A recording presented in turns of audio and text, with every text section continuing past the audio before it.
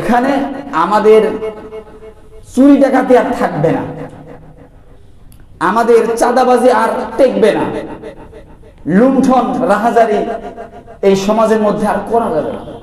যদি ইনসাফ কায়েম হয়ে যায়, যদি ইসলাম প্রতিষ্ঠিত হয়ে যায়, তাহলে তা আমাদের শেষ। এই মানুষগুলি আবার কি চায় জানেন? আল্লাহ তাআলা সূরা সাফের ৮ নম্বর আয়াতে বলছেন, ইউরিদুনা লিইউতফিউ নূরাল্লাহি বিআফওয়াহিহিম ওয়াল্লাহু মুতিম্মু নূরিহি ওয়ালাউ কারিহাল কাফিরুন।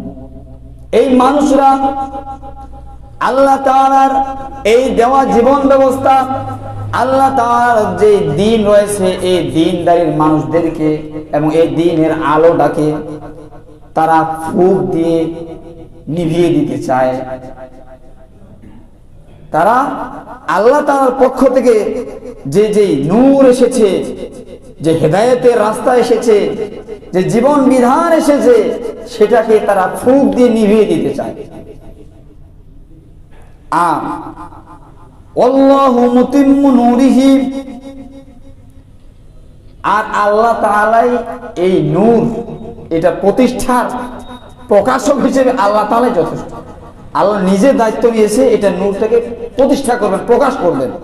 কিন্তু কাফেররা, ওয়ালাউ কারিহাল কাফিরুন, এই কাফের যারা মুশরিক, তারা এটাকে অপছন্দ করে।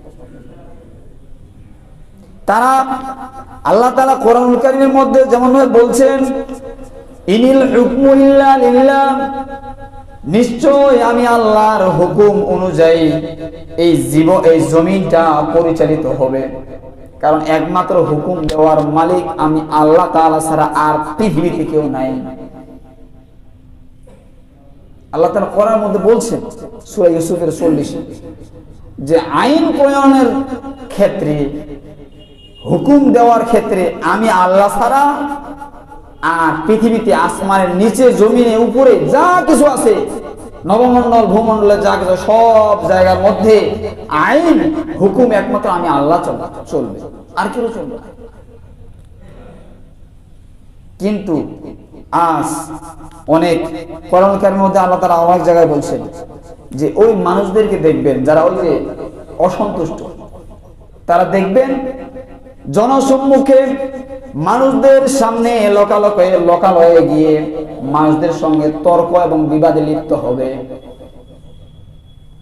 তারা সতর্ক করবেন ওই এলেমওয়ালা, ইসলামওয়ালা, শরীয়ত প্রতিষ্ঠা হোক, এরকম যারা চায় এই সমস্ত মানুষদের কাছে তাদের যেতে নিষেধ করবে, তাদের কথা শুনতে বাধা প্রদান করবে এবং মানুষদের অন্তরের মধ্যে ভয়, মানুষদের অন্তরের ভিতরে আতঙ্ক ছড়াই দেবে, যাতে ওই মানুষদের সঙ্গী তারা না হয়। এটা আল্লাহ তাআলা আগাম সতর্ক করে দিয়েছে। যে কেন বলে, তুমি যদি তাদের কাছাকাছি হও আর তারা যদি ইসলাম প্রতিষ্ঠা করে ফেলে এই জমিনের মধ্যে, তাহলে তুমি তো নামাজ না পড়ে এখানে থাকতে পারবে না। তুমি যদি ওদেরকে সাপোর্ট দাও, ওদের সহকারী হয়ে যাও, ওদেরকে সমর্থন দাও, ওদের পিছনে চলো, তাহলে তুমি তো এই মাঝখানে যে একটা অসাধু ভাবে তুমি যে একটা উপার্জন করতেছো, অর্থাৎ দালালি করতেছো, এই খাওয়া তোমার বন্ধ হয়ে যাবে। দেখবেন মুমিন এবং মুশরিকরা যখন দুই দিকে অবস্থান নিবে, মাঝখানে একজন মুনাফিক একদল দাঁড়িয়ে যায় দুই দিক থেকে খাওয়ার জন্য। তো এই মুনাফিকরাই এই মুমিনদেরকে ওয়াসওয়াসা দেবে, বলে যদি প্রতিষ্ঠা হয়ে যায় তাহলে দেখিও তোমার এই সাইডটা দুর্বল আছে, সতর্ক হয়ে যাও।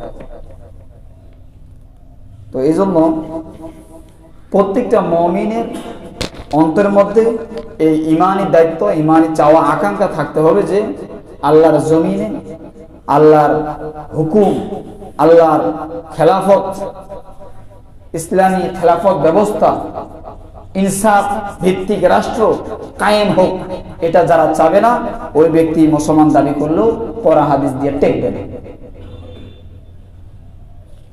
এরপর আল্লাহ তাআলা বলছেন সূরা ফুরকান, তাবারাকাল্লাযী নাযালাল ফুরকানা আলা আবদিহি লিয়াকুনা লিল আলামিনা নাযীরা। তাবারাকাল্লাযী বরকতময় যিনি নাযালাল কুরআন নাযালাল ফুরকান আলা আবদিহি নাজিল করেছেন সত্য মিথ্যার পার্থক্যকারী সংবিধান কোরআন, আলা আবদিহি তার বান্দার প্রতি, আলা আবদিহি লিয়াকুনা লিল আলামিনা নাযীরা, সতর্ককারী হিসেবে। এই কোরআনুল কারীম পৃথিবীর মানব জাতির জন্য, বিশ্ব জগতের মানুষদের জন্য সতর্ককারী বার্তা। এটা আল্লাহ তাআলা নাজিল করেছেন ফুরকান হিসেবে, সত্য মিথ্যার পার্থক্যকারী হিসেবে, দলিল হিসেবে, সংবিধান হিসেবে। আর এই কোরআনের মধ্যে কোনো ভুল বা সন্দেহের অবকাশ নেই, সেটা আল্লাহ কোরআনুল কারীমের ভূমিকায় বলে দিয়েছেন, যালিকাল কিতাবু লা রাইবা ফীহ। এটা এমন এক কিতাব, এমন এক গ্রন্থ, এটার মধ্যে কোনো সন্দেহ নেই। আর এটা হলো হুদাল লিল মুত্তাকিন, যারা মুত্তাকি, যারা হেদায়েত প্রাপ্ত বান্দা, যারা আল্লাহকে ভয় করে তাদের জন্য, মুত্তাকিদের জন্য। এখন আপনি নেন, আপনি মুত্তাকি হবেন না মুশরিক হবেন? আপনি পরেজগার হবেন না কাফেরদের সঙ্গী হবেন, মুমিন হবেন না বাতিলের পক্ষে আপনি দ্বারা অবস্থান করবেন? যে এটা যেহেতু মুত্তাকিদের জন্য কোরআনুল কারীম, তো এখন আপনি কি মুত্তাকি হতে চান? যদি আপনি, আমি, আমরা মুত্তাকি হতে চাই, তাহলে আমাদের জন্য এই কোরআন, এই সংবিধান আমাদেরকে মেনে নিতে হবে, বিনা দ্বিধায়, বিনা প্রশ্নে, সন্দেহ ছাড়া। মনের মধ্যে একটু অশান্তি, অপছন্দ, এটা আনা যাবে। যদি আনি তাহলে ওই যে ওয়ালাউ কারিহাল মুশরিকুন, যারা মুশরিক তারাই শুধু অসন্তোষ প্রকাশ করে। এই দিন হক, এই দিন বিজয় হোক, এটা শুধু ওই শ্রেণীর মানুষেরা অপছন্দ করে যারা হলো মুশরিক এবং মুশরিকদের চেলাচা মুন্ডা। তো এই ইসলাম প্রতিষ্ঠার বাধায় যে সমস্ত মানুষেরা আরো ভূমিকা রাখে, তার এক শ্রেণী হলো যারা ন্যায় পরায়ণ নয়, তাদের পরিবারে, তাদের সমাজে। কিভাবে নয়? যে ইসলাম যদি কায়েম হয়ে যায়, ইসলামিক শাসন ব্যবস্থা, শরিয়ার আদলে যদি এই দেশ পরিচালনা হয়, তার আমি তো আমার বোনের যে হকটা 20 বছর থেকে খাচ্ছি, সেটা তো আমার বাইর করে দেবে, সেটা তো আর আমার এখানে থাকবে না। ইনসাফ কায়েম হয়ে যাবে, তখন তো আমার এই ধান্দাবাজি চলবে না। এরপরে কিছু জালিয়াত আছে, মানে এতিমরা ছোট্ট যখন ছিল, এখন তাদের বাচ্চা চান ওই ভাইস্তার, ওই ভাইস্তির জমি ডুপ্লিকেট দলিল দিয়ে সিস্টেম করে নিয়ে নিচ্ছে। এরপরে মামলা হয়েছে 15 বছর, 10 বছর, 20 বছর, কোন রায় নেই। ওই কোর্টের বান্দারা যাইতে যেতে অবস্থা খারাপ, মানে প্রমাণ করে একটা আরেকটা পেশ করে, একটা প্রমাণ করে আরেকটা পেশ করে, এরকম করে তাদেরকে হয়রানি করে। ওই ধান্দাবাজ, ওই জালিয়াত, যারা ওই জালিয়াতির সঙ্গে যাদের কানেক্টেড রয়েছে, সম্পর্ক রয়েছে, এই মানুষগুলি কখনোই, যতই নামাজি হোক, যতই হাজি হোক, আর দাড়িওয়ালা হোক, হাব্বা কাব্বা জুব্বা হোক, ওই মানুষগুলি কখনোই যাবে না যে ইসলাম এই দেশে, এই জমিনে কায়েম হোক, প্রতিষ্ঠা হোক। কেন? ওই যে ধান্দাবাজি চলবে, ওই জালিয়াতি নিজে চলবে।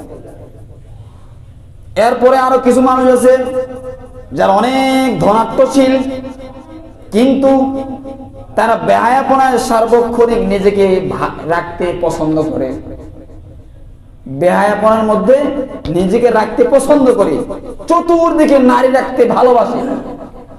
এই মানুষরা কখনোই ইসলাম কায়েম হোক, আল্লাহর জমিনে ইনসাফ প্রতিষ্ঠা হবে এটা চাবে না। কেননা তার বদমাশিগিরি আর টেকবে না।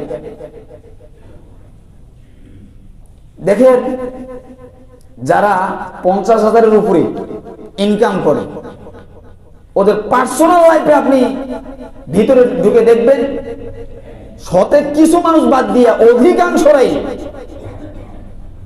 এই অশ্লীলতার সাথে, বেহায়াপনার সাথে, নারী কেলেঙ্কারিতে যুক্ত আছে। খুঁজে দেখবেন কোনে। এই সমস্ত মানুষরা কখনোই চাবে না যে এই জমিনের মধ্যে ইসলাম কায়েম হোক, এই জমিনে কোরআন সুন্নাহর শরিয়ার আইন বাস্তবায়ন এর চাবে না। কেননা এই ধান্দাগিরি আমার শেষ হয়েছে। এরপরে আরেক শ্রেণীর মানুষ আছে এই প্রভাবশালীদের মধ্যে, যারা মানুষদেরকে জিম্মি করে রেখেছে। আমাদের গ্রাম বাংলায় এইটুকু উদাহরণ দিলাম তো আমরা বুঝবো যে জমিদার, তার অনেক প্রজা রয়েছে, সে যদি চোখ পাকায় তাহলে ওইখানে ভোট দিতে হবে। তাকে তার সঙ্গে পরামর্শ না করে সে কোনোদিন ভোট কাণ্ডরে যেতে পারবে না। নচেৎ তার ভিটা মাটি, জমি, আবাদি যা আছে সব হারাবে। এই শ্রেণীর জমিদাররা, এই শ্রেণীর প্রভাবশালী ব্যক্তি যারা, যারা মানুষদেরকে বছরের পর বছর, যুগের পর যুগ এই মানুষদেরকে মানে চুপসে খাচ্ছে। কিরকম ভাবে? যোগের মতো দেখা যাচ্ছে ঠিকঠাক আছে, কিন্তু ভিতর থেকে ওই মানুষদেরকে, তার লাইফটাকে ধ্বংস করে দিচ্ছে এবং প্রতিষ্ঠিত হতে দিবে না। তার সন্তান, তার বাপ ভাই, ছেলেমেয়ে যারা আছে তারা সুশিক্ষিত, শিক্ষিত হোক, তাদের যদি মেধাও থাকে তাদের সাহায্য করবে না, কেননা তাদেরকে ব্যবহার করবে। এই শ্রেণীর ধান্দাবাজ যারা আছে তারাও চায় না আল্লাহর জমিন, আল্লাহর দ্বীন কায়েম হোক। তার হজ করে, যাকাতও দেয়, দাঁড়িয়েও রাখে, সামনের কাতারেও দাঁড়ায় বসে, রমাদান মাসে বড় বড় মাসালা মারে, কিন্তু ওরা চাইবে না যে আল্লাহর জমিন, আল্লাহর দ্বীন বাস্তবায়ন হবে। তারা ওই নেতার পিছনে ছুটবে যারা বলবে যে শরিয়ার আদলে সংবিধান আমরা চাই না। তারা ওই কাদিয়ানীদের মতোই কাফের, যারা শুধু খাতামান নবিয়্যিন এই শব্দটাকে অস্বীকার করেছে, আর এই ব্যক্তিরা গোটা কোরআনটাকে অস্বীকার করেছে। এজন্য আসুন, প্রত্যেকটা মুমিনের পরিপূর্ণ দায়িত্ব হলো আল্লাহর জমিনে আল্লাহর হুকুমত, ন্যায় ইনসাফ, ইসলাম প্রতিষ্ঠার আকাঙ্ক্ষা এবং চাহনি থাকা। যদি না থাকে, এই কোরআন মিথ্যা হয়ে যাবে, ওই ব্যক্তি কখনো আল্লাহর জান্নাতে প্রবেশ করতে পারবে না। অবশ্যই প্রত্যেকটা মুমিনের মধ্যে এটা চাহনি, আকাঙ্ক্ষা, প্রচেষ্টা থাকতে হবে, হবেই হবে। নচেৎ ওই মানুষটা ধ্বংস এবং ক্ষতিগ্রস্ত হবে। এই জন্য আল্লাহ তাআলা বলছেন যে ইয়া আইয়ুহাল্লাযীনা আমানু দুখুলু ফিস-সিলমি কাফা, হে তোমরা যারা বিশ্বাস করো আমি আল্লাহকে, তোমরা পরিপূর্ণভাবে ঢোকো, তোমরা পরিপূর্ণভাবে ইসলামের মধ্যে দাখিল হও। যদি আংশিক কিছু তোমাদের বাইরে থাকে তাহলে তোমরা ক্ষতিগ্রস্ত হবে। আংশিক যদি তোমার এই চলার ক্ষেত্রে, জীবন চলার ক্ষেত্রে, সমাজ, পরিবার, রাষ্ট্র, অর্থনীতি থেকে শুরু করে নামাজ, রোজা, হজ, যাকাত, যা কিছু শরীয়তের বিধিবিধান রয়েছে সমস্ত গুলি যারা তোমার ভিতরে থাকে এবং বাস্তবায়নে আকাঙ্ক্ষা থাকে, আর যদি শুধু কিছু থাকে আর কিছু না থাকে, তাহলে বলছেন আল্লাহ তাআলা বলছেন উলাইকা হুমুল কাফিরুন হাক্কা, সে তো একটা সবচেয়ে বড় হক কাফের।